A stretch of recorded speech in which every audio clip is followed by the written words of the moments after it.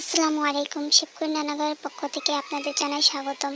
আজ আমি আপনাদের সামনে হাজির হয়েছি নতুন একটি ভিডিও নিয়ে, সেটা হচ্ছে পটলের চচ্চড়ি। এটা খুবই স্বাদ লাগে। আপনারা বাসায় ট্রাই করে দেখতে পারেন। তো আমি এখানে হালকা মশলা দিয়ে রান্না করব। আমি কিছু জিরা এবং কিছু রসুন এগুলো পাটায় পিষে নিচ্ছি।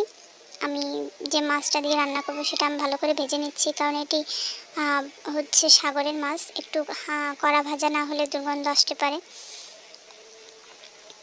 তাই আমি এটাকে ভালো করে ভেজে নেব। আমার মাছটি ভাজা হয়ে গেছে। এখন আমি আমার এদিকে কুচিয়ে রেখেছিলাম হচ্ছে কাঁচামরিচ, পেঁয়াজ। আমি শুকনো মরিচ ব্যবহার করব না, এটি আমি ভেজে নিচ্ছি।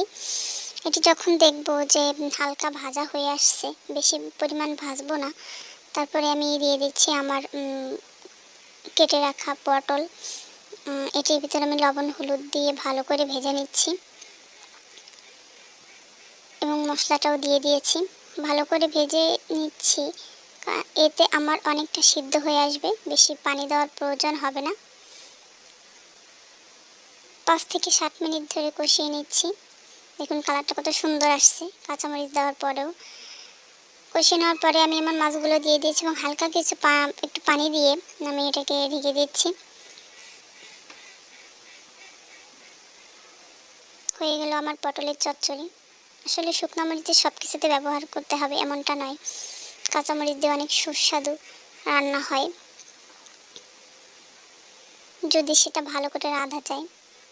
বন্ধুরা, আমার ভিডিওটি যদি আপনাদের ভালো লেগে থাকে লাইক দেবেন, শেয়ার করবেন, কমেন্টে জানাবেন এবং সাবস্ক্রাইব করে পাশেই থাকবেন।